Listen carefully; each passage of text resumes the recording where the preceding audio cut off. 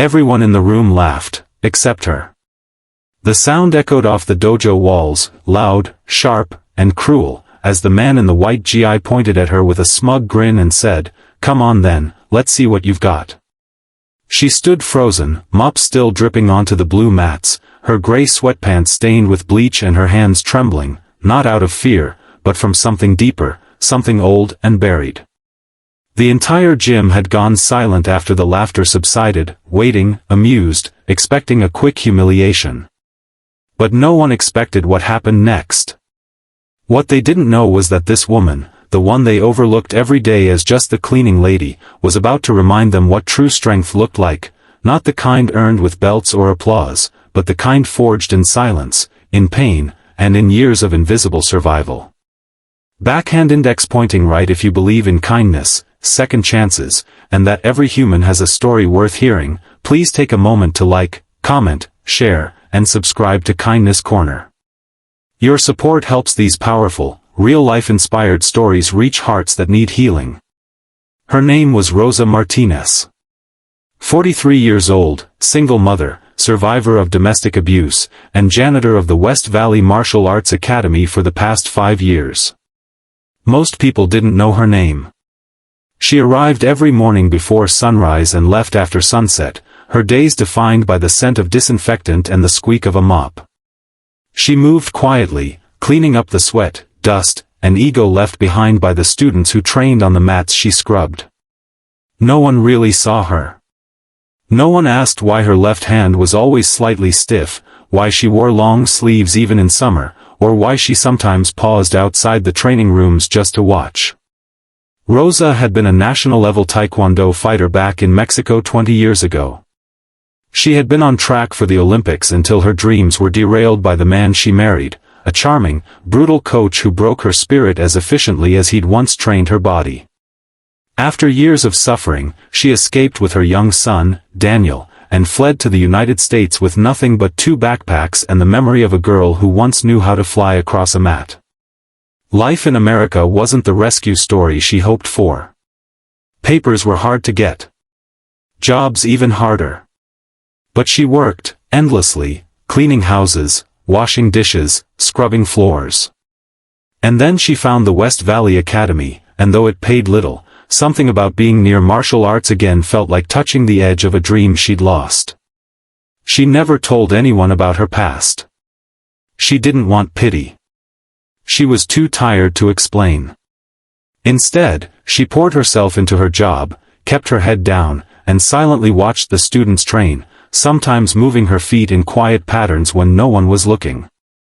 Her son, now 16, had begged to take classes there, and she saved every tip to pay for his training, never once asking for a discount.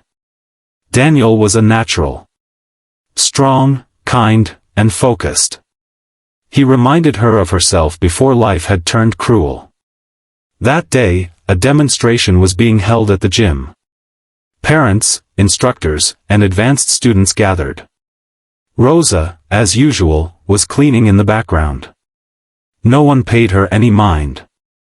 She wiped the glass doors, picked up discarded water bottles, and stayed clear of the cameras. The black belt leading the demo, Jake, a former state champion, was showing off. Confident, charismatic, and just a little too full of himself.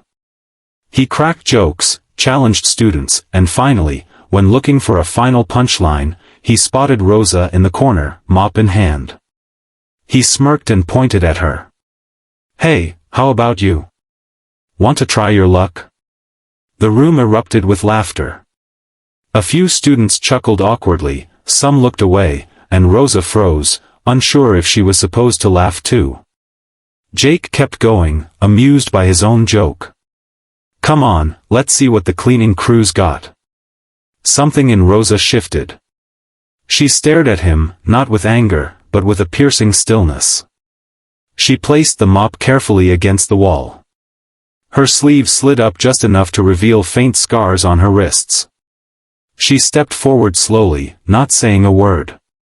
There was a murmur in the crowd, some snickers, some gasps. Jake laughed nervously, not realizing the storm he had just summoned. "Okay, we'll go easy," he said, holding up his hands in mock defense. Rosa bowed. Perfectly. Precisely. Then she assumed a fighting stance, one that made two of the older instructors in the crowd sit up straighter. Jake swung first, lightly, clearly expecting her to fumble or flinch. She didn't. She blocked it effortlessly, her body moving like water, fluid, deliberate, dangerous. Then came the second strike, faster, sharper. She ducked, pivoted, and swept his leg from under him in one breathtaking motion that landed Jake flat on the mat, his GI wrinkled, his ego bruised.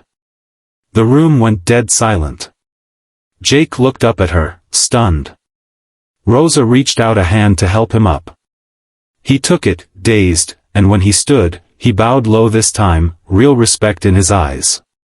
Someone in the crowd whispered, "Who is she?" And another voice, from the back, said softly, "She's Daniel's mom." The silence broke into applause, not the kind you give after a flashy trick, but the kind that comes from realizing you've just witnessed something real, something humbling. That night, Daniel hugged her tighter than usual.